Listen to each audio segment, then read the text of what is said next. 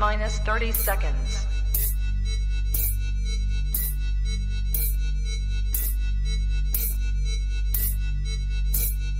T-minus 20 seconds.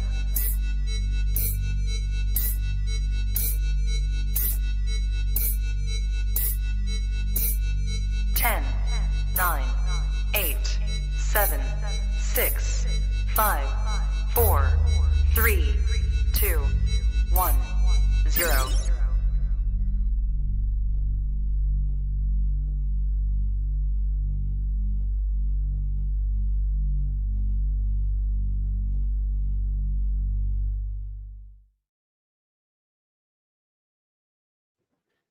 Trap Talk Reptile Network, the coolest reptile network in the world.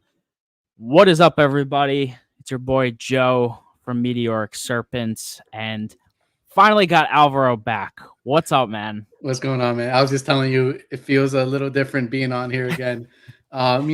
Crazy by life, Yeah. I forgot how busy I am on Fridays afternoons with the family and stuff like that and friends. No, it's all good. Making it today, now that the kids are in summer, summer break, I get to do certain things during the week with them. So Fridays are a little more chill, which Nice. I'd rather have it that way, Yeah, for sure.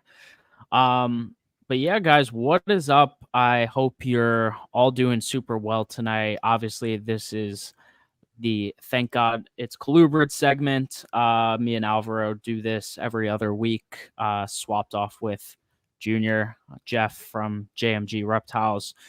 But guys, before we get into things tonight, as always, make sure you go support USARK.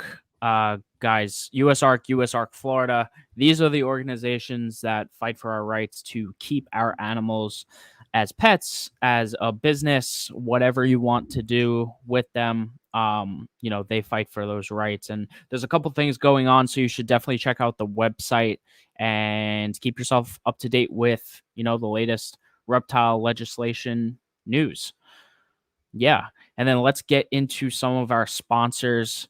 As always, we are brought to you by The Chipper, www.cocodo.com. Use code TRAPFAM24 to get 24% off of your order all year long. Guys, The Chipper, Coco to go, best substrate in the game, in my opinion.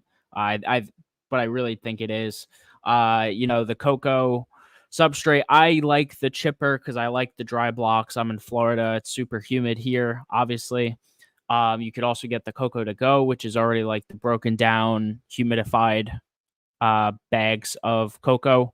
So yeah, get whichever one of those. Again, cocodo.com. That's code TRAPFAM24.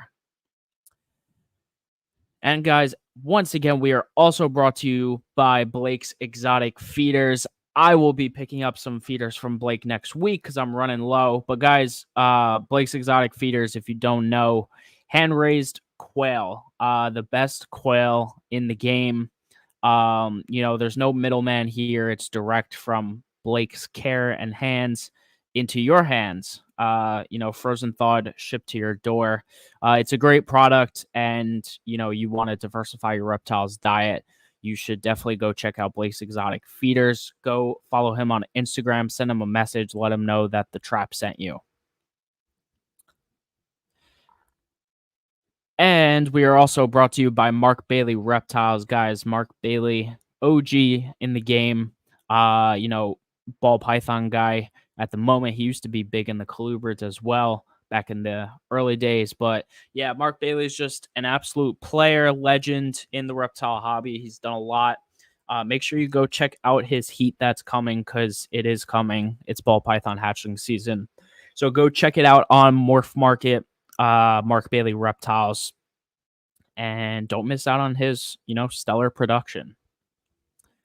And that just about does it. But yeah, and Alvaro, since we haven't talked to you in a few weeks, before we get into anything, or actually, I'm sorry, let's just say what's up to the chat real quick, and then we'll talk, we'll chat. Yeah. What's up, Chantel, Pacific Rim? Thanks for being here. Villarino Reptiles, the big dog. What's going on? Appreciate you. Shane, above all scales, what's up? Thanks for being here. We got Mike from 1776 Exotics. What is up? Thanks for being here. Mike, we gotta. I want to check out your place. I want to see those chondros. I'm in Boca. Let me know.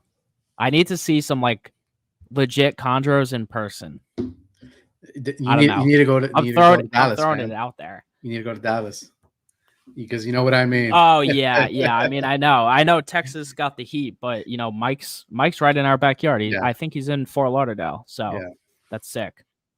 And last but not least, we got Ryan Manfredi, Morph Valley Reptiles. What's up, man? Appreciate you. But yeah, before we get into the topic at hand tonight, Alvaro, tell us a little bit about what's been going on, because it's been about a month. Well, you missed the last 2 episodes, so it's been like almost a month and a half. Has it been? Damn. Since the last time you were on here. So what's going on in the collection? How's it been going? Talk about vending recently. Talk about all of it. Yeah, man. First, before it passes my mind, I chuckled a little because you added the www dot when you were talking about the COCO. Dude. Yeah, that's so old school. Hey, listen, I'm just reading what's on the screen. There you go. Damn. Oh man, but our collection, man, we did. I didn't make it to the show when we were in Houston. But I think I made it the next one. Yeah. We had a show in between. And then I skipped another one. No, because you guys had the show in Houston. Yeah. And then you couldn't make the one last time, and that's when Eslin came. Correct. Yeah. So I mean, we went to Houston. Great show. It was a lot more than I expected. Great venue. So a big shout out to the Houston reptile community. We were received with wide open arms, and I've already got people asking if we're gonna be back in the December show. So it was nice. Reptilian Nation Houston. So it was really good. Sold a handful of the really high end stuff I had left over. So it went well for me. And I know I set up with Eslin at his end cap. We got an end cap together, and he did just as well too. So I mean, nice. The Colubrids and the hognose, yeah, man, it's doing great. I didn't hear one person at that show complain about not selling and stuff like that. Everybody seems like they're decent, so it was good to hear about that. We are going to plan to go out there. I think this is crazy, but like 2 weeks before Daytona, there's a San Antonio one. Oh, shit. So we're going to head out there and then do Daytona after. Damn. Yeah, we're going to, burn the candle at both ends, and, but Houston is so well that, I can't, it's one of those things like I can't not do it. And then say, at least you get like a full week and a half to like decompress. Correct. After the one show. Yeah, man. So that did that. And now, we're basically, I think I have one female that's about a double clutch. She's starting to build up again, and her first clutch was a total slug, so I didn't get anything from her first round. But other than that, I didn't get any other double clutches. So single stuff, so with the 12 females I bred this year, between slugs and small clutches, ended up with about the same amount of hognose that I had with, about hatchling that I had last year with, was it 8 females? Yeah. So it's a good insight to seeing like having a diversity of females and maybe having some backup females where, it's almost going to be impossible that the females kill it every year, right? I feel like, I'm going to just go off of the 2 years that I have breeding, and I'm going to keep a close track and everything that I'm doing, and seeing if there might be a cycle where there's a banger year from each female, like great double clutches and stuff like that. And then there's a slowdown because maybe they need a regen and a time off, or maybe it was just, one of those crazy years that I didn't get double clutches. But other than that, I have my last clutch Pippin right now that's been in the incubator, and that's some lavender stuff. Other than that, nice. Everything's pretty much out the egg. Got some really cool stuff that I'm gonna announce here in the next week or so. Hit triple visual. So just waiting for it to like color up a little bit because I'm still not 100% sure if it is what I think it is. And I got some. It was a surprise on some of the combos that came out because we got now it was a quad head to a quad head. Oh, It was triple head to triple head, and ended up being both male and female had quad heads. okay. And in the variety of what we got, we proved all the heads. Pretty Nice. crazy. So, like I said, just waiting for that stuff to color up before I show it to the public and Cool. stuff. So really cool stuff on there. And then, man, I went this year with what did me solid at the shows and sold out quick. The albino stuff, the Arctic albinos, Arctic anaconda albino stuff. I produced a lot of it this year. Nice. Because of that stuff flew off. It flew at the shows. Even after I was sold out, people are asking about them. So, we'll see how it goes this year. Hopefully it's the same thing. And then I have a handful of high-end stuff. Actually, this year I have less high-end stuff that are going to be for sale. The stuff that I created high-end is probably going to be keepers for me. Okay. Yeah. Gotcha. Other than that, just daily, grind of keeping them. Of course. Very nice. Very nice. Yeah, you're hatching out a ton of stuff. I'm just seeing it every day. It's like you got new eggs. It's that time of the year. Yeah. Yeah, it's pretty. I gotta say, I'm blessed. Even though, like I said, I didn't get any double clutches. Maybe it's a blessing in disguise. Especially just for my second year. Maybe 100 and something hatchlings. It's a good medium for maybe the next 2 years. And you still have like 23s that are for sale, no? Correct. I got I think right now about like 15 that are still for sale. So yeah. Yeah, that's not bad. No. At least there's a little bit of a surplus, Mm-hmm. Yeah. Cool. Yeah, so shows. I took this month off because I'm not gonna go do a show with 15 snakes or so. Right. End of July, I will be at Orlando Repticon, set up with Emilio and Paul for Real 3D. So if you guys are looking for some, 2023 and some brand new, albino stuff from this year, I'll definitely have a good selection out there. Cool. Awesome. Well, as we kind of get into it, the topic at hand for tonight, which was suggested by you, and I'm excited to talk about it, is just all about rat snakes. You really wanted to deep dive into rat snakes. And what I kind of wanted to preface with before we get into conversation is just how complex and how many animals we're actually talking about. Which, by the way, some of my information came from this because, I had to have some prior research. I brought this up a couple episodes ago, but this book is a fantastic resource for anyone who's looking to learn about old world rat snakes. That means anything from Europe and Asia. And this one was written, I believe it was like 2013. So not everything taxonomy wise is completely up to date which is what I'm about to talk about, because it's a huge giant mess and is very confusing very often. But to kind of sum things up, rat snakes are a huge group of snakes, and that name is very it's almost kind of like a vernacular. It's given to a lot of species that could also be considered like racers. There's a lot of common names to these snakes, but the group of animals that are labeled rat snakes within their common name is very large. And nowadays, again, with new taxonomy, it's broken into many different subspecies.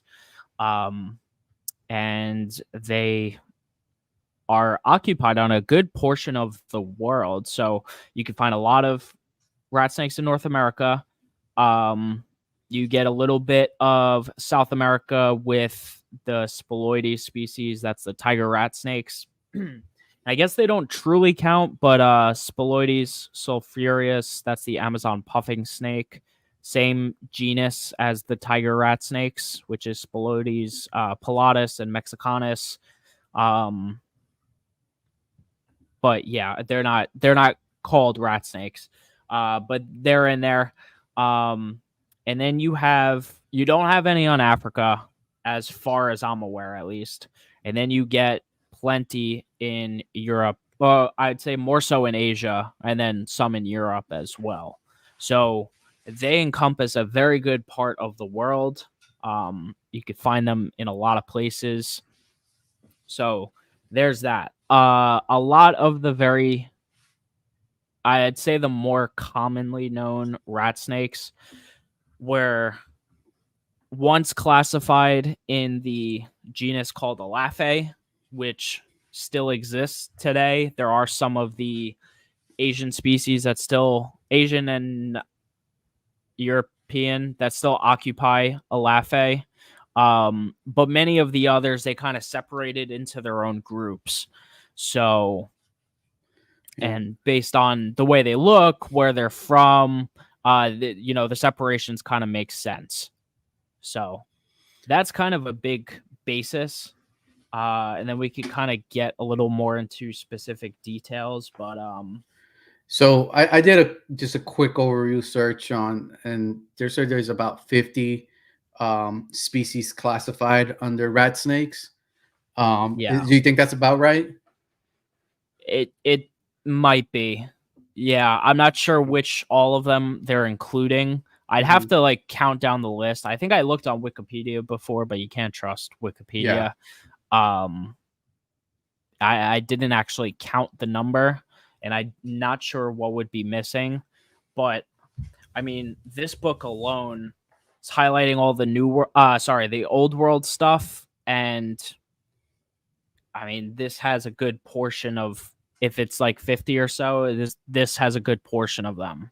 Okay. Yeah. And talking about like the Asian stuff, I mean, the most like eye-catching rat snakes I've seen has been from Asia.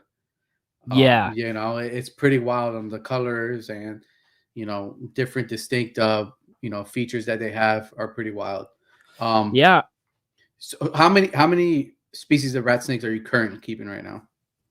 So we got Texas rats, we have rhino rats, and then we have 2 of the bamboo rat snake subspecies. So 3 or 4, depending how you want to count it. Okay. Wow. Currently. Yeah. So within the last year, that has grown pretty quick, and being seeing you talking about in the chats and stuff like that, seems like you're definitely taking a deeper dive into the rat snake world. Yeah, I mean, just overall, they really interest me. They're just very cool animals. Just one, visually, also behaviorally. You get to see a lot of cool behaviors be exhibited. I mean, you have an unending appetite. I mean, these animals are just really great. They're super easy to take care of too. And I'd say breeding is, I don't want to call it easy, but like the ones I'm keeping are a lot easier than some others. But yeah, it's overall, it's something I'm having fun with. But yeah, I definitely to more species and different things. It's just a matter of what do I want to keep, what's like number one priority. So that's kind of where I'm at. Yeah. So you have 2 old world species and 1 new world species, right? 2 or 3, depending. 2 or 3 if you want to. Yeah. Okay. Gotcha. Yeah. So the bamboo snakes, what are the separate classifications on them?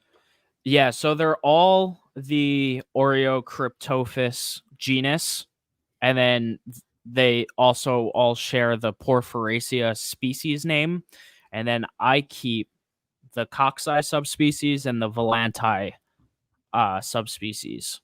So the COCO comes from the mountains in Thailand.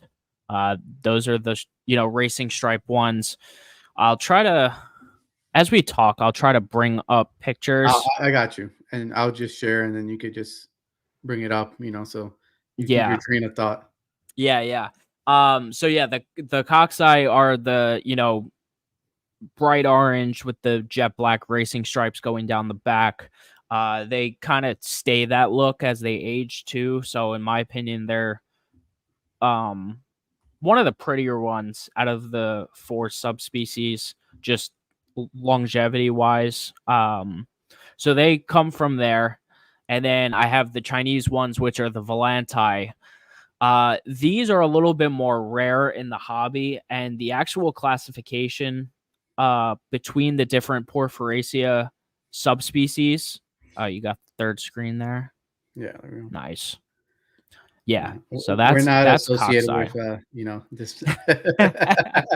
But yeah, so this is the COCO. Yeah, the colors on this thing are beautiful. Just as you see it, bright orange.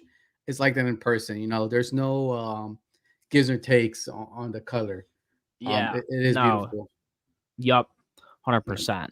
I mean, I'd say they get slightly duller as they age, but I mean, you still have an orange snake with black racing stripes. However, you want to, take it.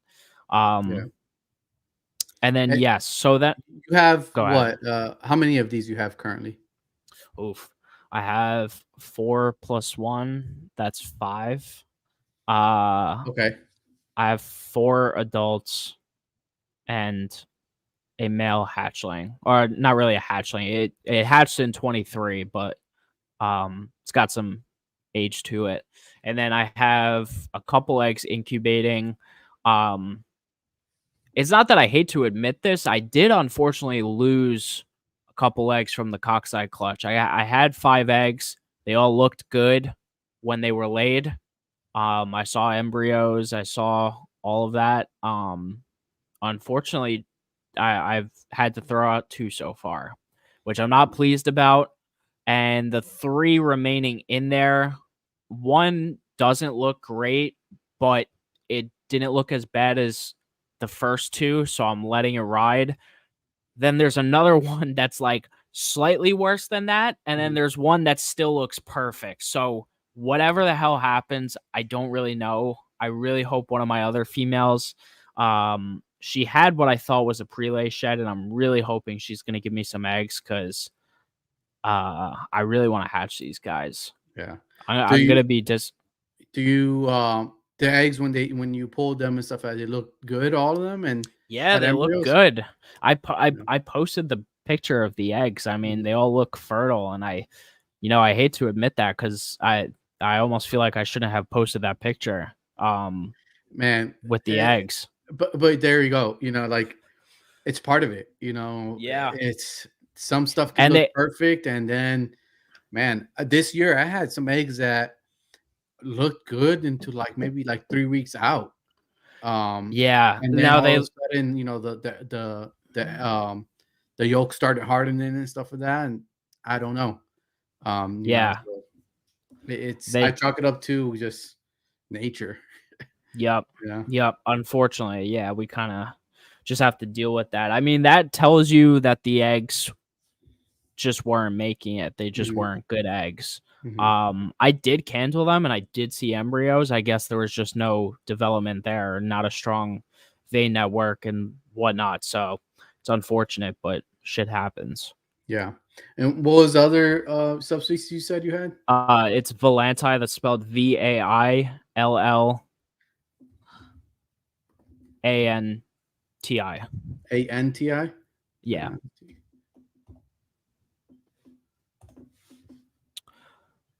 All right.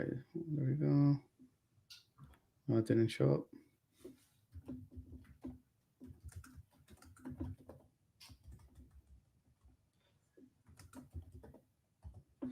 Yeah, maybe I need to spell snake right.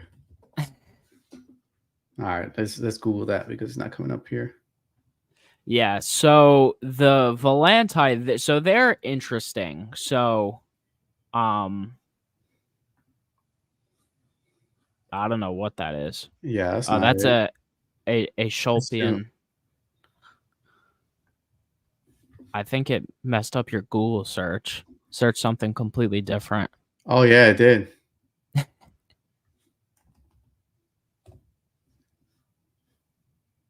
Valenti.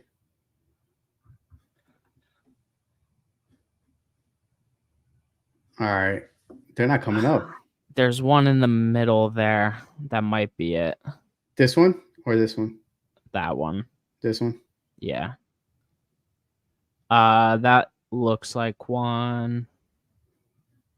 No, that looks like It says a Laticinctus. Laffy. Yeah, it's a Laffy. Yeah. Yeah. Yeah, so it's all right. They're not as common. So the Valenti is an interesting subspecies. So with the Porphyracea, all the bamboo rat snakes, they've had like about 6 different subspecies at one point, but really there's like 4 in the trade. What I was told with the Valenti I have is that they're from this Guangxi province in China, and they might be separate from your standard Valenti, and they might be their own subspecies. That's what I was told. I don't really know because a lot of them look very similar. But the thing with these guys that makes them a little bit different from the other subspecies, because they're from China, they do occupy some cooler temperatures, and you actually do have to brumate them in order to breed. Whereas Coxi, Laticinctus, and Poulcher, you do not. Okay. And then They don't get as cold. And the Coxi as well. You have to brumate them. No, you don't have to brumate them. Interesting. Yeah. Yeah. Yeah. So in nature, in their natural habitat, what how low temperatures they get? Do you know? I'm not 1,000% sure how low they actually get, but I do know China, like certain areas of China, definitely get colder than like the regions in Thailand, like the Yunnan Peninsula, and oh boy, I'm forgetting where the other one is from. But either way, yeah. So that's the thing there. That's why they do have to brumate. And that's been documented for some time that they do require the brumation, and the other 3 don't. Gotcha. Okay. And how many do you have of those? What's the just a pair? Just a pair. Yeah, and they're growing up, so nothing coming out of that anytime soon. All right. So between the old world and the new world stuff that you have, is there a big difference on like just husbandry and keeping them? Yes and no. Certain animals, yes. So in general, the Asian species prefer cooler. Okay. I do keep all my animals in the same room at ambient temps, and they all do well. But that, it also goes to show that North American species do well on the cooler side. Oftentimes it's in the hobby, like people just, I'd say more on like the pet owner level, people just overheat their snakes when it's not really necessary. Like North American rat snakes, they don't need to go over 80 degrees. They do just fine at 78 as an ambient temp. In general, I think it keeps their calmness down.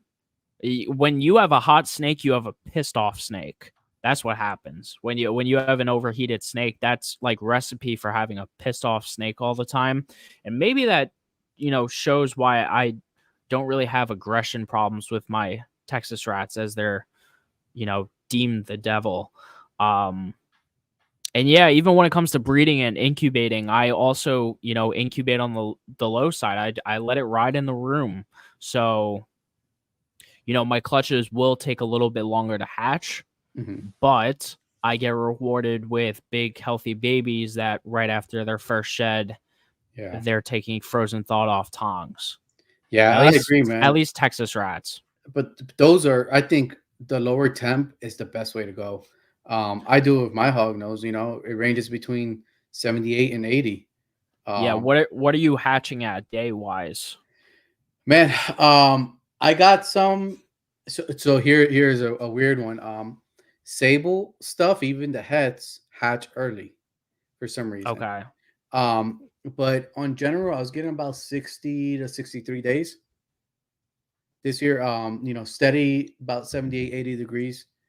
Um, Yeah, well that makes sense because I've seen people say like they're hatching corn snakes in like the mid 50s and I'm like mid 50s.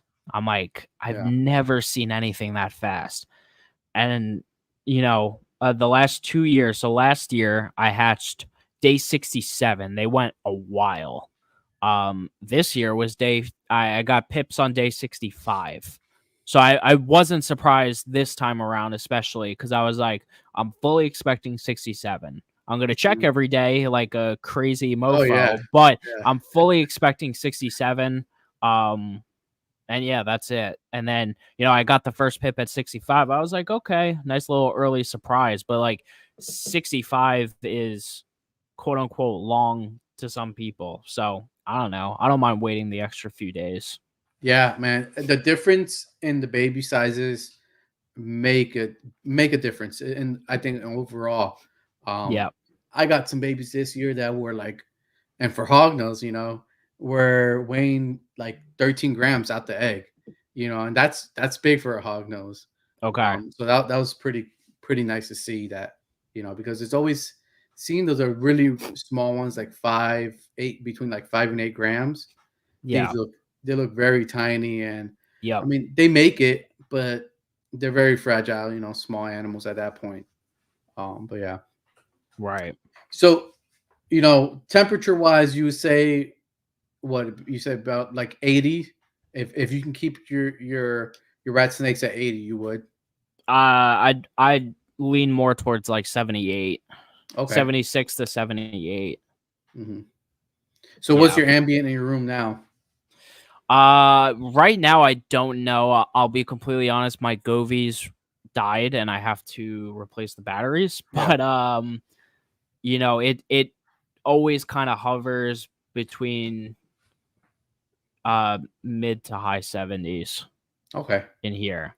I Nice. think it feels hotter in the summer from like humidity, hmm but like in reality, it stays the same temp because I've diligently tracked it before I move them all to the garage. So I'm fully aware. And you do notice because like you'll walk right outside the garage door, or you come in from outside and then you step into the garage and it's noticeably cooler in here. It doesn't feel cool, but it is Yeah. cooler.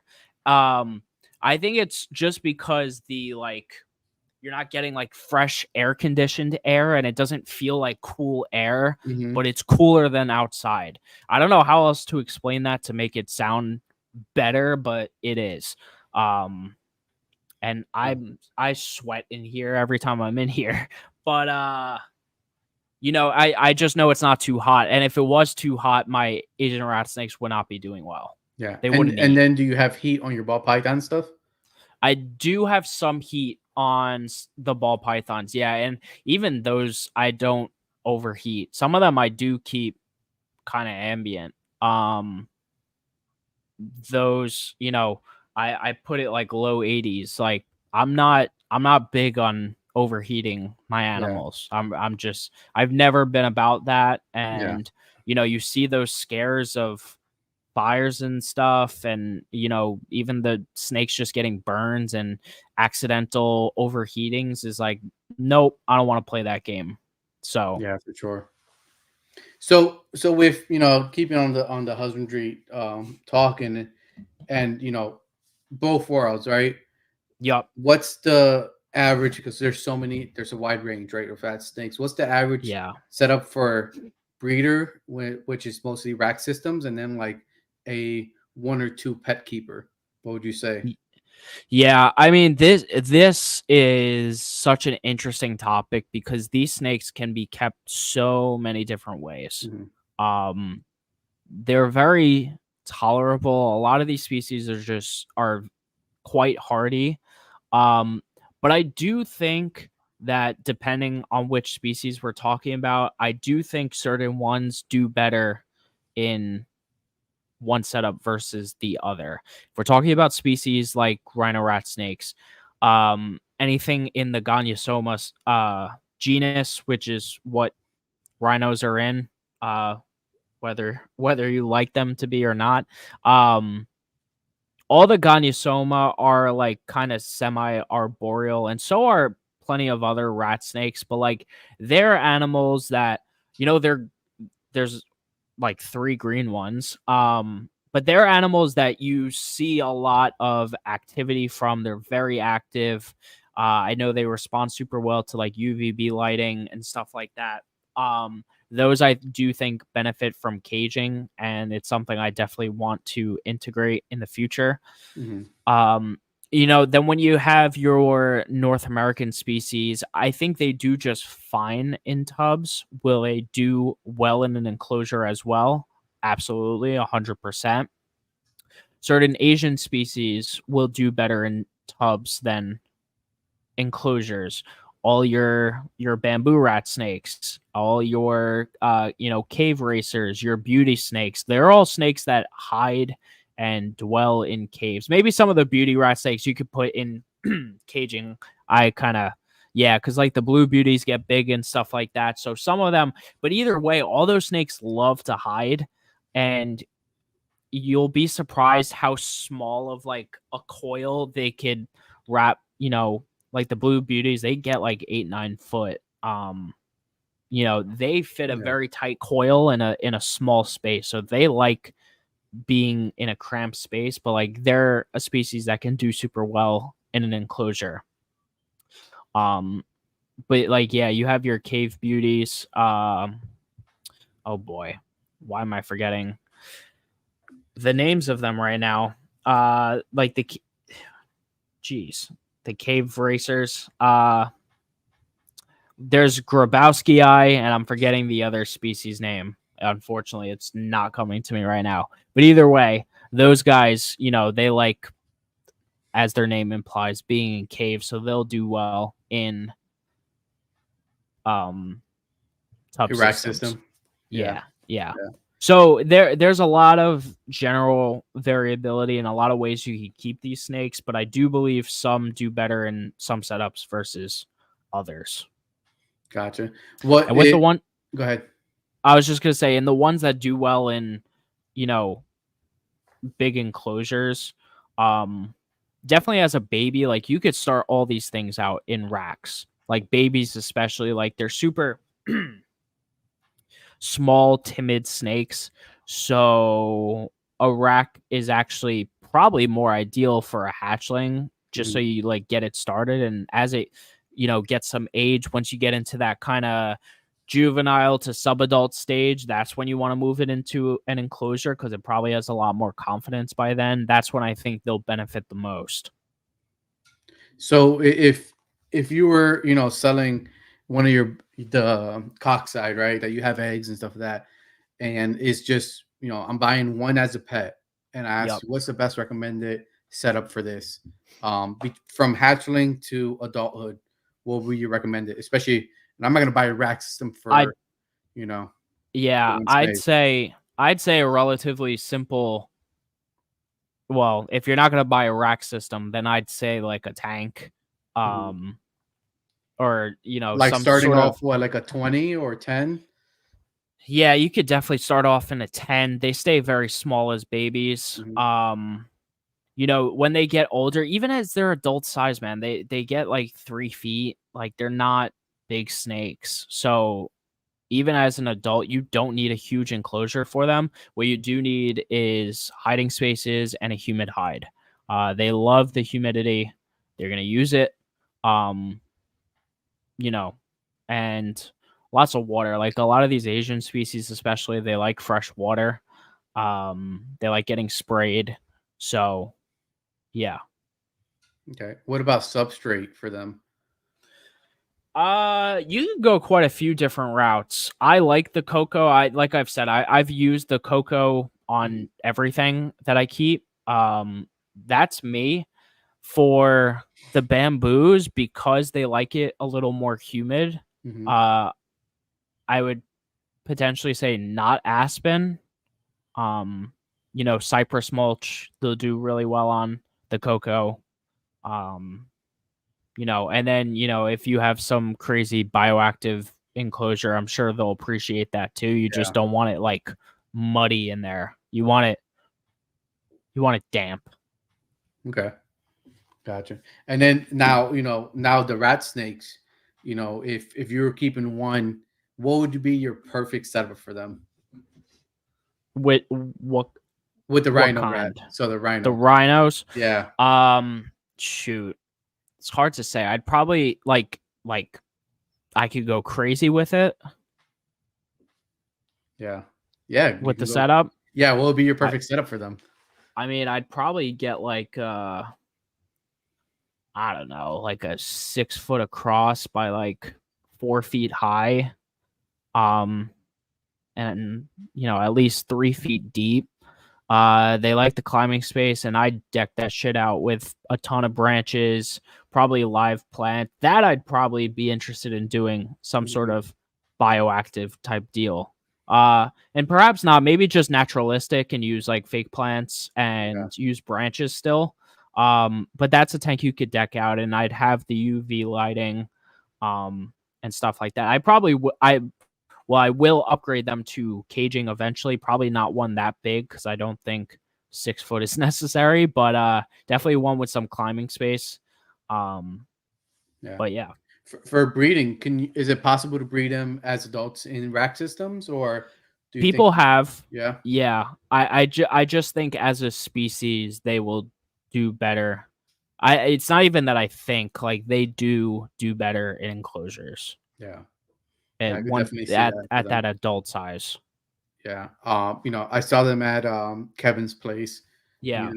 mutant reptiles, and he has his adults in some kind of elongated, taller setups, and it's pretty cool to see Yep. them in that Yeah, space. You for know. sure.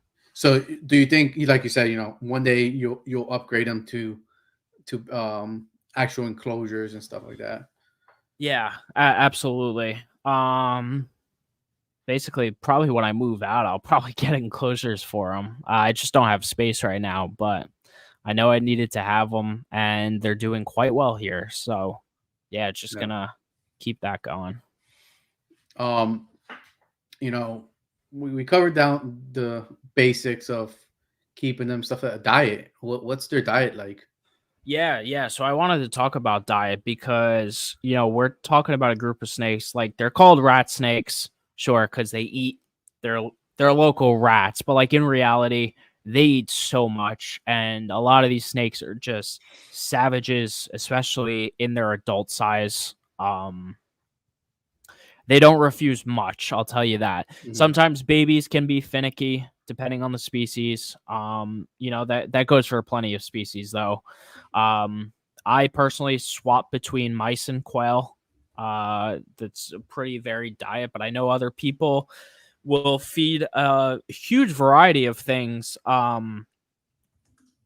You could go as far as like frog legs and chicken gizzards and chicken hearts and stuff like that. So, it depends on the species, like I was saying, but you could definitely get variable. All of the rat snakes I keep here eat both mice and quail. That's the bamboos, the rhinos, uh, yeah, and the Texas, Yeah. obviously. Was it pretty easy when you first offered them quail? Did they take it right from the get go? Yeah, no hesitation. Yeah. They look at it, they like sniffed it. They had never had bird before. Like most of these animals, there's quite a few of these animals I've had for years, and they've never gotten a scent for bird in their life, and without hesitation, they take it. So See, that's amazing. Like you said, like all their life just eating rodents, and then one day you just offer them and they still take it, you know. What just hit me this past week was how crazy I thought it was that like these baby Texas rats for their first meal will take a frozen thawed pinky off tongs for me. Hmm. And I got all 6 of them to do it. So it's like these, these animals have so much instinct built into them that it's like they'll take this little pink thing, and it's just based off what, like the instinct of smell. They say like, oh, this is food. Hmm. I don't even have to do live for them. It's great. Yeah, that's really really good, especially for like, you know, the pet. I think the pet world and stuff like that, where a lot of people don't want to feed live mice and stuff. I think that's Yeah, very important. from what I can tell, most of these rat snakes, they're just so voracious with their diet that even if they have that little, baby stage where they need to take live or some other weird thing, like once they get older, they'll take just about anything, frozen thaw, like live, whatever. So, Gotcha. Yeah. yeah. And what about feeding like intervals? Is it once a week, or is there some that are more, you know, you got to feed more often? I go once a week on just about everything. New hatchlings, I'll go every 5 days for Mhm. the first some odd meals until I feel that um they could spread out. I usually go every 5 days until they bump up to like fuzzies. That's when I cut it to 7. Okay, that Yeah. makes sense. Yeah. Yeah. Basically, it's like just trying to get them up to that next food size so we can get like real nutrients Hmm. or a little more nutrients, and then slow them down a little bit. Yeah. Do you jump from one size to another, or do you double up and then go to to the bigger size? No, I go size up. I am not one who really likes feeding multiple prey items. Um There's not really a real reason for it. I think it can stunt growth a little bit. And this is me speaking anecdotally, looking at other people's animals on social media. But over the years, because of my pet store experience, I'm very good at giving snakes the eye test. I call it the eye test, um, because I know what size that snake can eat. Based on, I could look at the snake, look at the rodents, and I'm like, okay, you can take this. Some people would think I'm fucking insane for feeding a certain snake a certain size prey item, but I know that snake can take that size prey item. And Hmm. when I see on these Facebook groups, it's like, what size should I like? There will be people feeding their adult snakes like 10 pinkies still, and it's like, dude. And then the people in the comments are even worse because they're like, you should see, the mouse should be as big as the thickest part of the snake's body. It's like, no, they don't go in the wild. They don't measure up to the mouse and say, you're the thickest part of my body. You're a good meal. Doesn't work like that, guys. Yeah. Um, it kind of pisses me off because it's just like, what are you doing? So you're gonna give these animals like these tiny meals forever, and then what? You're gonna stunt their growth. Like in all reality, like I want my animals to be healthy and readily eating, and I want them to grow. And granted, I'm not overfeeding because I'm seeing how well their metabolism process is. Rat snake metabolism is super fast.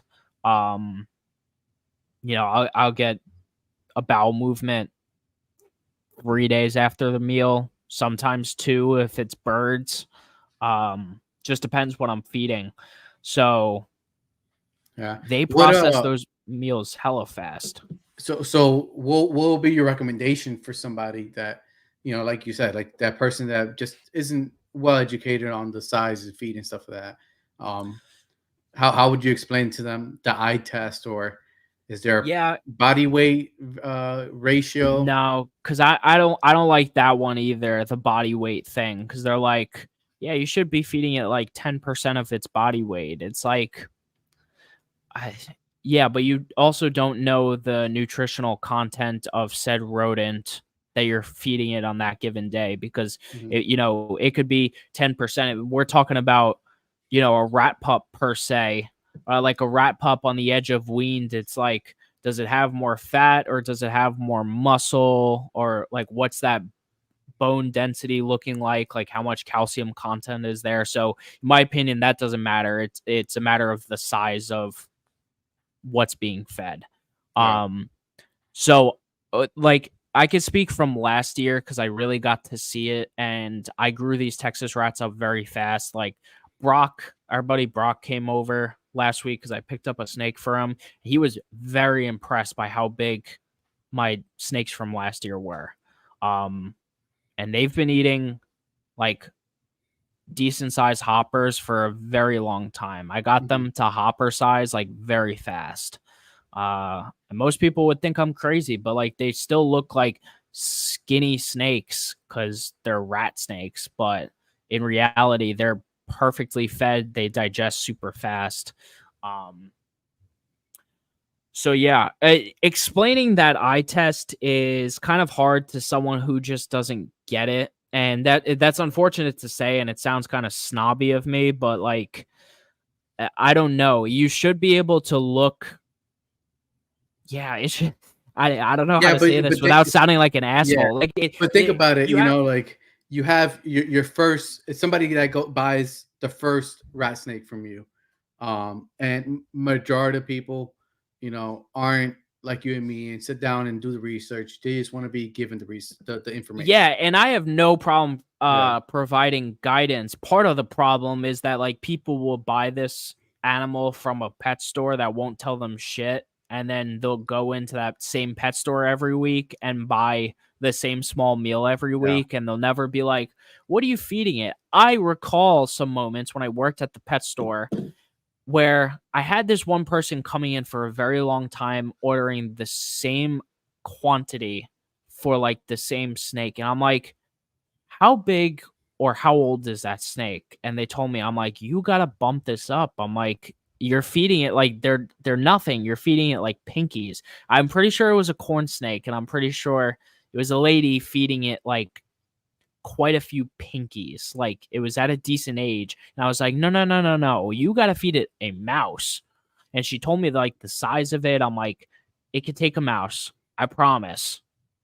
You have to trust me. I'm like, feed it one mouse every week. One, you're going to save yourself money. And two, like it's better for the snake. So yeah, it's just hard to say. And then also with some species, you do have to be mindful of how wide their jaws open, because some of like the Asian stuff, I'd say they have a little bit narrower of a jaw than like the Texas rats do. Hmm. The Texas rats can take big meals.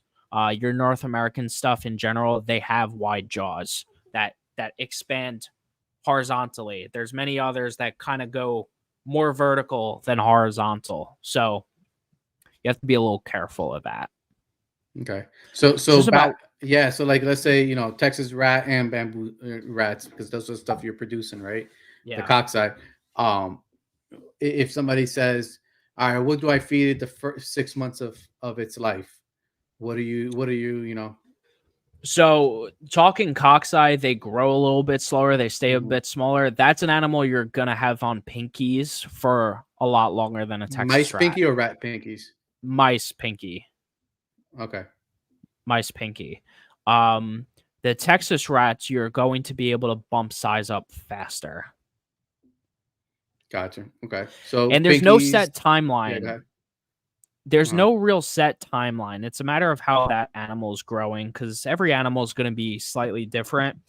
But when you're not really, excuse me, when you're not really seeing much of a dent in the snake from that meal, it's time to bump up.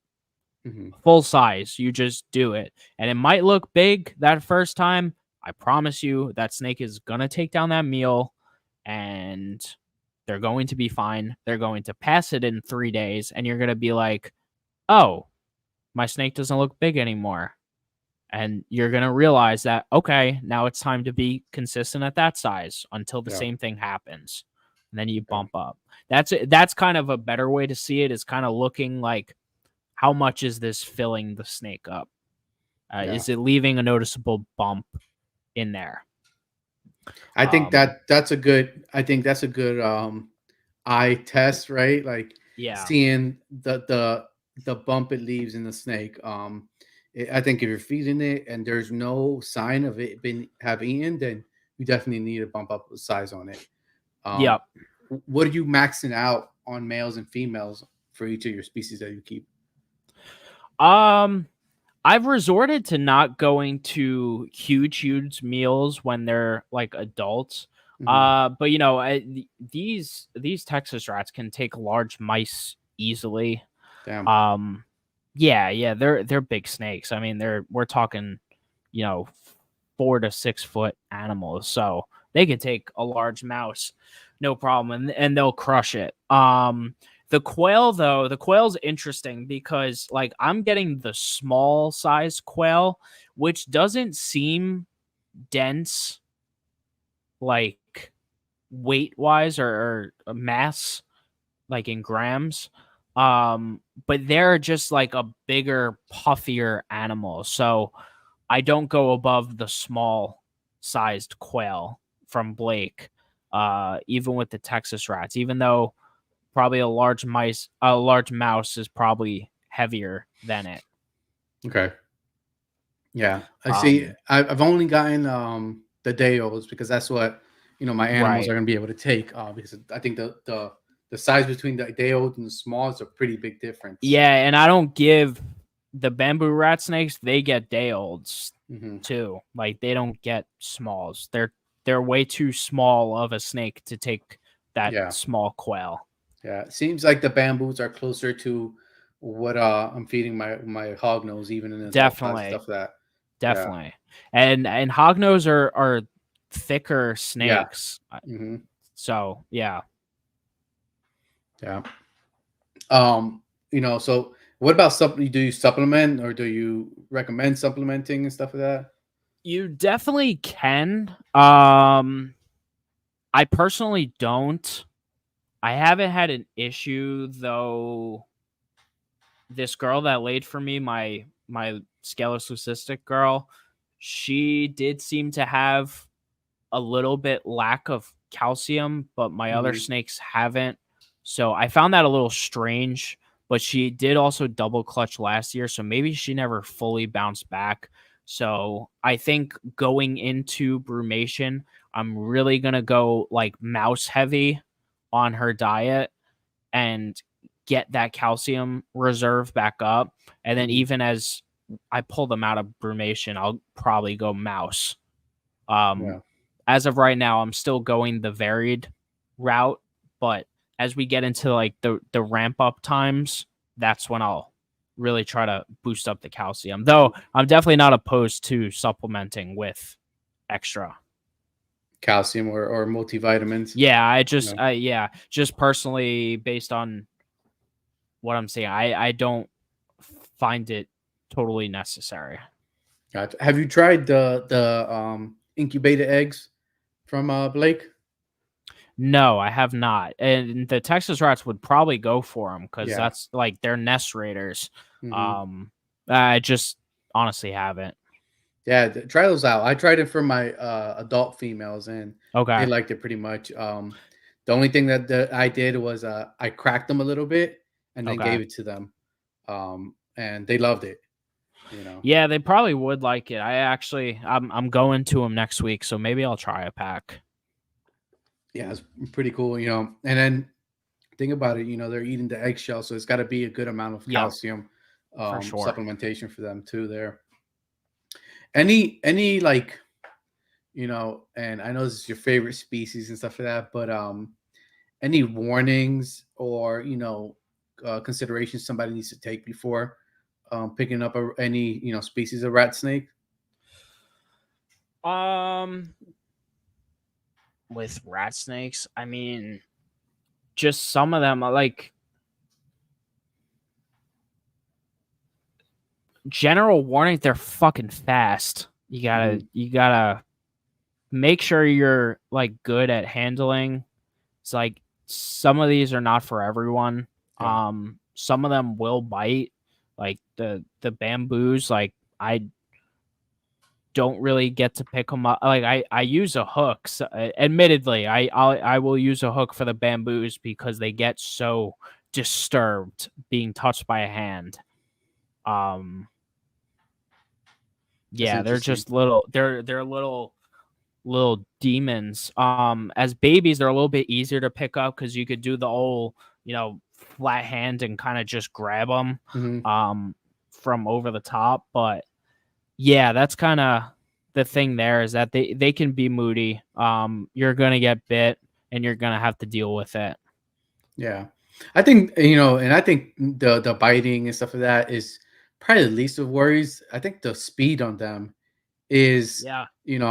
have you ever lost one, or have missed one come out opening their enclosure, like shot out? And Yeah, that's happened before, and I've had to like slam my hand down and grab it. That Mhm. happened with the baby rhino when I first got it. Mm. He's a fast mofo, so now I'm a lot more careful. That bit is, it depends with like a smaller snake in these rack systems, like they're not super deep, so that snake can really find a way. If you have the tub open too much, it can really go out the side and dip out super fast. So Yeah. I am very careful about, like, I try not to pull out the full tub Hmm. because that's when you're the most exposed to that happening. It's like I try to go halfway enough that I could see, and I always try to like get them to the back because that keeps you safe because they still have the walls there. Yeah. Yeah, So that makes sense. It's funny because like today, my daughters were changing out water, and my oldest was putting in the adult females. We have one female that is, no matter what time of year, if you fed her yesterday or not, she's spring loaded every time. So my daughter looks and she goes like, "Why?" She tells me, "Why is she sitting like that?" And she was basically, she saw that my daughter, she's at the bottom, so she saw that my daughter was there working on the rest, and she was basically laying her body like curved against the wall, touching the top. So as soon as you open, she's out. yep, You know, yeah, but like you said, that's learning the behavior of certain individual snakes, not even just the species, but individual snakes. Knowing that you're gonna have to, do a yep, quick grab if that snake shoots out at you. yeah. Yeah, But in my opinion, when it comes to stuff like that, the best learner, the best teacher is personal experience. 100%. Because like I wouldn't really get to understand these rhino rats if I didn't say F it and buy them, Hmm. honestly. And now I'm getting to learn some things more and more that again I wouldn't have seen if I didn't own them. And I would just admire from other people's collections afar. Yeah. So There's nothing that like hands-on time experience, yep. man. That you can't replace that with anything. You can read as many books as you want and stuff like that, but until you have those things in front of you and you're working with day Yeah. to day, yeah, you definitely start picking out certain behaviors and how to, best handle them and stuff like that. Yep. Now, Yeah. now, breeding, you have mentioned that they're pretty, straightforward. Not say easy, but they're pretty straightforward to breeding these things. So what's the and if you want to separate between each species that you keep, or between pairing and hatching, what's the process that you take? Yeah. Or even So before pairing, because you got to brewmate some, right? yep. Yep. So brumation is a factor with a bunch of colubrid species in Hmm. general. Not all of the Asian species, but because some of them are like we kind of mentioned earlier, they're just a little more tropical. Um, but yeah, so you kind of have to food cycle. I think food cycling is super important. You want to ramp up the food before that brumation period. Then obviously you do your cutoff to let them flush out. Then you go through the brumation. Obviously, you're dropping the temperatures. Light cycling, if not turning off the lights totally, important. And, temperatures. So no food, temps, and light cycling are all the factors that are required. Not required. Those are all factors that are important to the process of brumation. Yeah. And I greatly hold the opinion of, if you're semi lacking in one of those areas, if you're doing better in another one, it kind of makes up for it. Because I have not achieved crazy brumation temperatures. Like, I can't get down to, below 60 in my current condition. I can't do it. So my animals stay in the dark and they don't eat food. It's worked. I've gotten eggs. Yeah. So it's doing something. Certain species, they do have to get a bit cooler, so sometimes you can't get away with that. Texas rats are a little more on that edge, so maybe I'm only having experience with an easy to breed species, which is entirely possible, but some of them won't breed for you if you're not simulating something. Yeah. Do you think for light cycling and stuff like that, do you think full darkness for the entire period, or you think on and off, like, give them full darkness and then give them Both some light? work. Yeah. Both work. It's just a matter of, because, like, so if you think about it, obviously, and the seasons, like right now we're coming up on June 21st, the longest day of the year. Mhm. So that, that's summertime, but December 21st is the shortest day of the year. So when you're, or shortest, sorry, like Daylight. light, Yeah. daylight of the year.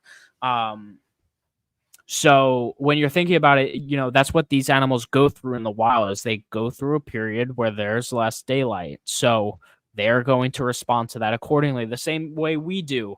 We get all messed up when daylight savings time happens. Our body gets all jacked up Mhm. as humans.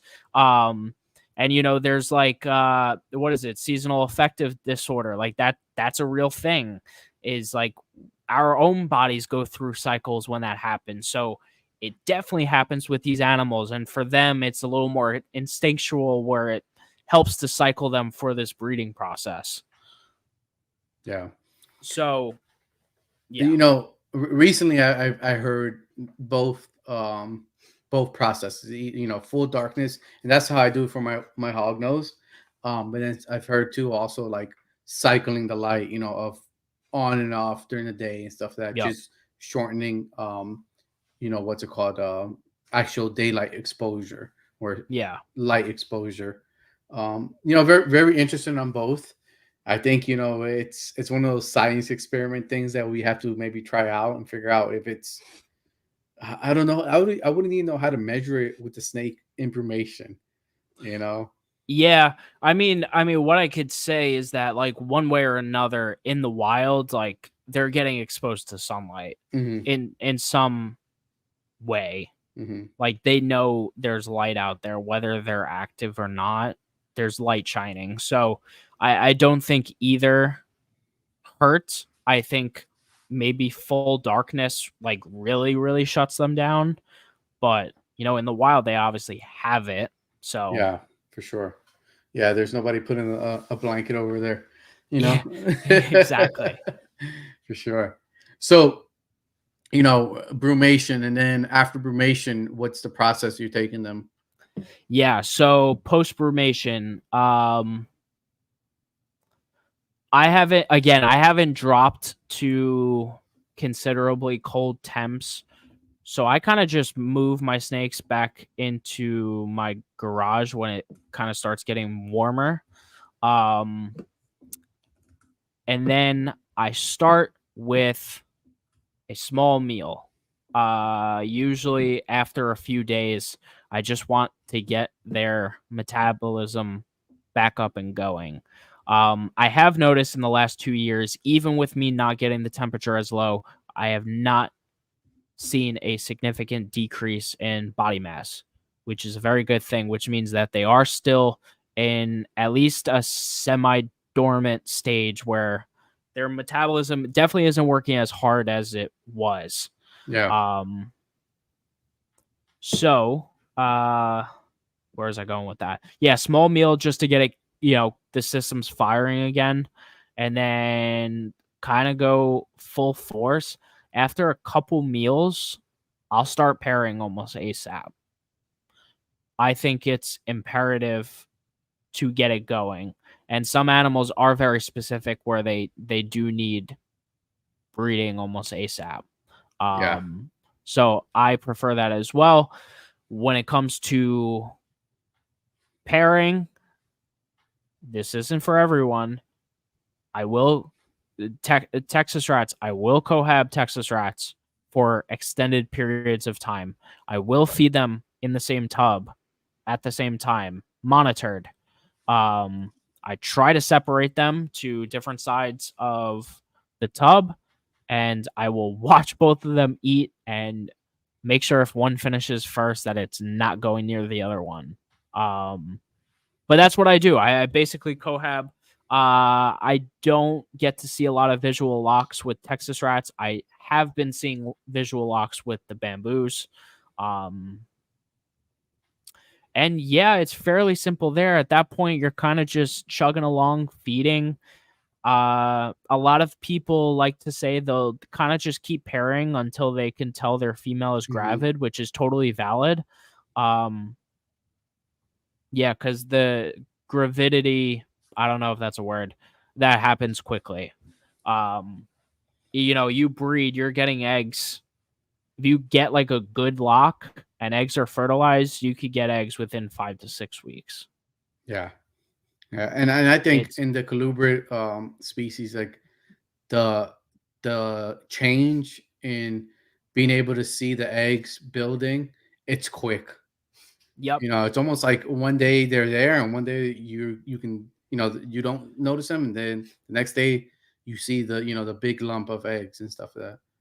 Another thing to mention that I have seen after brumation. Now, the thing is that it's not consistent, so it's kind of weird, but some of your females will go through a post-brumation shed. Once they go through that shed cycle and they shed, they're ready to go. Breeding-wise, you should pair your males ASAP. That's when they're ready to go. Some of them simply won't have that shed, and it's like, whatever. But yes, I have heard and noticed, like, once they go through that shed cycle, it's like, now it's game on. Yeah, I agree. I've seen the same thing with the hog nose. The day they shed, if I see in the morning there's a shed, I'm throwing the male in ASAP. Yep. And 90% of the time, I see a lock quick. Yeah. They're definitely and those hormones are definitely peaking, and it's happening. Do you ever have any males or females that don't take a meal pretty quick after brumation? Have you ever ran into that? No. That's good. No. Like I said, I mean, their feeding response is just so good. They're almost never refusing food. The only time I get refusals is like a female that's about to lay or a snake in shed. Sometimes they just won't want to eat in shed. Yeah. Plenty of them do, but yeah. So yeah, and I think that's a good break too. That shed, through shed and stuff like that. Even if it's not breeding season, it's a little, quick little break from them from eating, because most of the time they probably aren't going to eat in. They're not going to be hunting and search for food when they're in shed. Yeah. Any complications you've seen, like in breeding or that you've experienced with the rat snakes? I mean, the same complications that you may experience with any species. I mean, egg binding's a thing. I mean, my girl I thought was egg bound. It took a while. I did aspirate the egg because I wanted it out of there, and it was way too long, and that egg went bad in about a day. So you knew it was in there too long. That's what that tells you. Yeah, for sure. Yeah, at that point, it's basically suffocated. Yep. Yeah. So I mean, so it seems somebody that's looking into get into maybe breeding rat snakes is pretty straightforward as long as you have a good husbandry. I think that's the right. I think that's the building blocks: good husbandry, good diet, and and Yeah, the other thing that I definitely wanted to talk about, age is on your side with breeding. I'm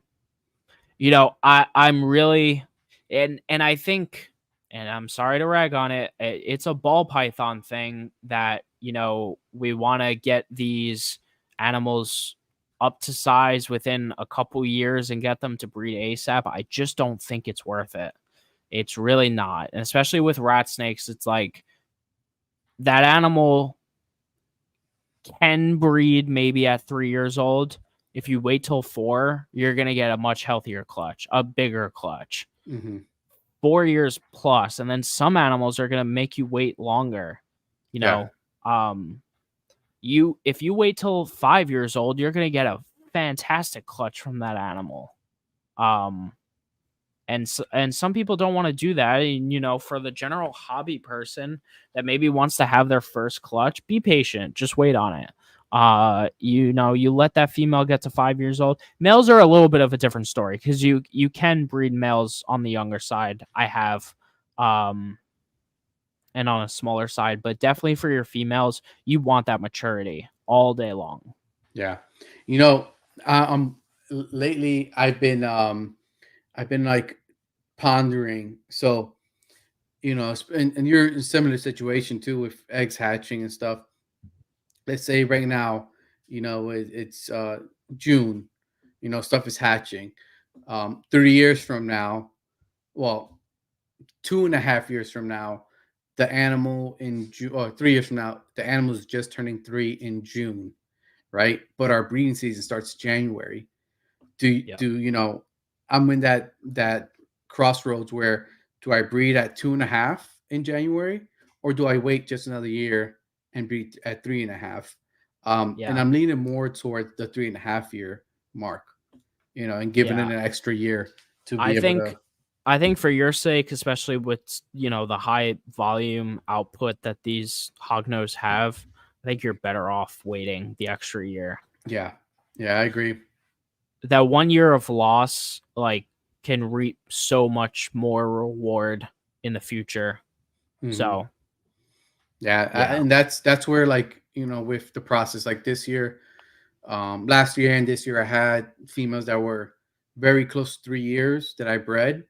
And then I have the females are full mature 3.5 years old, and just bigger eggs, bigger hatchlings, and just quantity of eggs. Definitely, through that maturity. So Yeah. I think that's one of my biggest pet peeves too.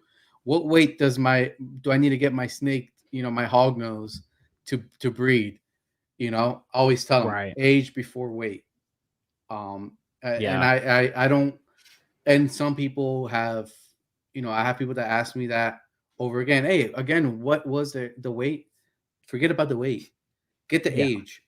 If you're feeding correctly, your husband is good. By the age time, they'll be in good weight as well. Yeah, to me, and even to me, weight doesn't mean anything in any other animal besides a ball python. I feel like who cares? Mm, yeah.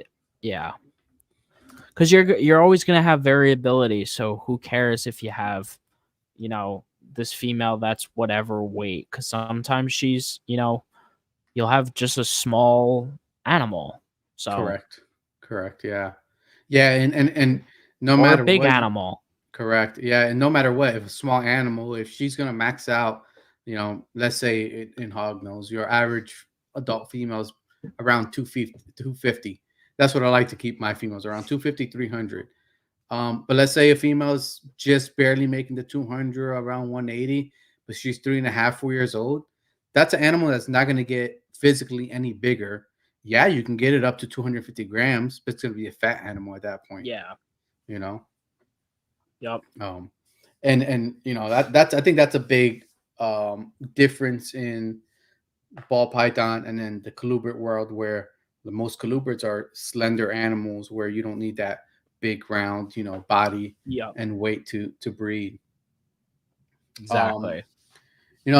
So with starting hatchlings, you say that you just started this year. You started feeding, what's it called, pinky straight off of tongs, right? Yep. Have you ever had any? Well, this year will be your first year doing with cocci, right? Yeah. Keeping those fingers crossed, those eggs make it Yeah. full term. Yeah. We Um, gotta hope they make it. yeah. Have you heard any goods or bads on starting those babies on frozen and stuff like that? Yeah. Clint from Metazotics told me they might want live, Okay. and to keep them a little bit warmer than you normally would, which I think my room stays warm. I think we're fine on that part. But he said they might want live. I said, okay. If Gotcha. that's what I got to deal with, I got to deal with it. Yeah. Yeah. And then slowly transition them over to the frozen thawed stuff. Yeah. Any thoughts on scenting and stuff like that? Even like frozen thawed, trying to scenting? With those guys, no. Just specifically with that species, they're as far as I know, like they're full on rodent eaters. Everyone I know is like just straight rodents with them, because I know they're relatively easy. I haven't heard a lot of difficulties with establishing them. Okay. Yeah. Gotcha. They're not known for anything at least. So Yeah. it seems like everyone has a fairly simple time. That's good. Yeah. That's good. Now with, now we're up to the you have babies and stuff like that. What did I say? Now price points. Where do you see price points on these rat snakes and the general hobby and stuff? Oh, well, that's a loaded question, because it depends on what we're talking about. Let's say the stuff, most common stuff you see in the hobby. Yeah, corn snakes. I mean, you don't see expensive corn snakes anymore. Like the most expensive ones you're seeing are like $400, maybe $500. It's like you hardly see a corn snake exceed that. So I think they're just gonna stay stable, because like they're kind of staples. It's like different than something like the ball pythons, and I'm not sure why they never had some crazy price craze. It just seems like corn snake people have always been very modest with pricing. It's very accessible for anyone to kind of get into. What about like the stuff that you're keeping, like the Texas, and then the rhinos? Yeah, the Texas rats, the genetic combinations are a little bit more on the rarer side. There's not a lot of people doing stuff. I hatched all hets. I didn't get any visual recessives. And they're like pos hets also. So yeah, nothing crazy on these. I mean, these are, I don't know, not even a couple $100. Like they're, fairly priced for a new pet keeper. Easy for someone to get into. That's a good, upside on rat snakes, for the general stuff you see, that it's definitely within that pet keeper price range. Rhinos, on the other hand, are going $700-800 for hatchlings, easy. And first, well established, something like that. Now I looked on a MORPH market earlier, and I actually have pulled up now the Mollendorf's rat snakes. 100 flower. Those seem pretty expensive. They're rare. Are these? It looks like they're saying is captive bred produced and stuff like that. What makes them rare is just the amount that are being bred, or they're just not commonly available. There's not a whole lot of people working with them in the U.S. Which one are you looking at? Is it the aberrant one? Yeah. Yep. Yeah, that's why. I mean, that's a recessive trait, so Mm. they are charging a premium for that. I think I saw that ad that you're talking about. Hmm. Even the normal ones are still going to be expensive just because they're rare.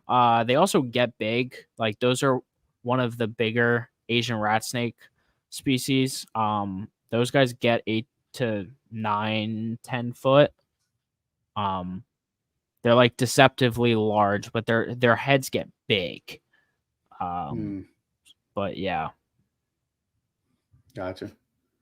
Yeah, those. I mean, I can see the why. They're definitely eye catching and pretty cool colors and pattern yeah. on them. Now, um, why do you think um rat snakes haven't like blown up to be the next? Because there's so many cool species and Yeah. colors, even with the natural colors and stuff like that. Why do you think they haven't been the next big thing? I don't know. So I had this discussion on my own podcast when I had on Preston. He had asked me a question, and he had asked, why do I think that there's more of an allure to the Asian species as opposed to our native North American ones? Hmm. And it's a good question because people treat our North American rat snakes kind of like dirt. When they shouldn't be. They should definitely have a little more respect. They're very interesting animals. They go through a cool color change, and some adults really pop in color, pattern, all that stuff. So I think our North American species are just underappreciated. And then for like the Asian and the old world stuff, I think it's been like in the hobby's history, there's been a propagation of saying how hard it is to keep certain species. And I think Hmm. that deters people. It deterred me from getting rhinos for a very long time. Um, and, you know, Buddy said, I think you could keep them if you're keeping the bamboos without a problem. And I was like, okay. So I did it and I don't regret it. So yeah, and now having that experience, it kind of shows me, okay, these aren't horrible to keep. Rhinos have really blown up this year. It feels like every captive bred baby I've seen is being sold, and then someone new on social media has a brand new baby rhino rat snake. Um, so I think other people are starting to understand that as well. So hopefully that kind of carries along into the coming years Yeah. about them. Yeah. I hopefully, because like I said, the bamboos, when I saw them, when you brought them to Orlando as a show snake, Yeah. it was really cool to see in person. Now, um, here's the question of the night: your favorite rat snake species? Yeah. Either That's anything that you keep or you wish you can have in your collection. yeah. That's a tough one. Um and it's just hard because I want more hands-on experience with more of them, which I just simply don't have. The Texas have my heart forever because those are what got me into the hobby. So the easy cop out answer is them. The rhinos are really cool, but I feel like I haven't had enough experience with them Mhm. yet. So yeah. Yeah. So do you think with enough time breeding them, raising up full adult, breeding them, do you think they could be your number one? Probably. But Yeah. I'm sure I could say that about anything else because like I'm Yeah. gonna be over the moon when if I hatch these bamboos. Yeah. So Yeah, man. It's especially hatching a new what's it called? A new species is definitely right. Like there's yeah. no other feeling. Or hatching that crazy combo of genetics or Yep. whatever it is. You know. So Yep. we have a comment real quick here. Yeah, Timothy. I had mentioned them earlier. That's Spiloides sulphureus. Yeah, because they are like they're not called a rat snake. That's the Amazon puffing snake. But it's the same genus as your tiger rat snake. So Mhm. they're kind of a rat snake, I guess, guilty by association. Yeah. So yeah. Is there any rat snake species that you wish we can keep in the U.S. but we can't, or you can't import? Like they're closed off from importing. None that we can't import as far as I know. It's just a matter of like they're not in captive collections and Mhm. there's plenty of them. Yeah, like I said, this book, The Old World Rat Snakes, I mean, there's so many good species in this book that you like even when I was flipping through it, it's like, oh, I just simply know that I didn't know that existed. So super interesting. Yeah. There's another thing too that I noticed. What's it called? With a lot of rat snakes and colubrids, most in generally, the locality stuff, right? Yeah. It's a big part. And even like our North American rat snake stuff. There's a lot of even like just specific county localities and stuff like that. Yeah. It's pretty cool to see. Well, even when you get into like the Asian and some of the Indonesian stuff, it gets very specific when we're looking at like the range of the chondros, the Mhm, retics, all that stuff. mhm. So there is more locality that's integrated in other places. I think it's just not as popularized, sorry. Yeah. I mean, you saw in our group chat, I sent that corn that we found in Yeah. I was in Venice Beach. We're heading to Walmart before we went night fishing, and we're coming up to him. We're like, "Is that a snake?" We're like, "Yeah." So we pulled right over. It's in residential area. Yep. Really nice looking snake. Pretty Yeah, it was a nice corn. pretty big male. So it's really cool to see something in a residential area to see that. Yeah, You know, 100%. so any last topics or overview you want to talk about or anything before we close up the night? No, man, I don't think so. I mean, I hope I did a good job. There's just so much to cover and so many different Yeah, species that it's hard to kind of encompass generalized. them under Yeah. one roof because there's so many differences to be talked about. Hmm. Um Again, just to reiterate, taxonomy is confusing and a lot of this rat snakes have gone under different names over the years and they keep getting reclassified and unclassified. I'm wearing my North American taxonomic anarchy shirt because that's all it is. All of our North American stuff has been like reclassed about a half a dozen times over. So yeah. Oh yeah. Yeah, I just want to remind everybody, make sure you guys subscribe to the channel, hit the like button, drop a comment if you guys had any questions. That if you're rewatching this, go follow us on our own channels at Clover's Reptiles and Joe Meteoric Serpents. Yup.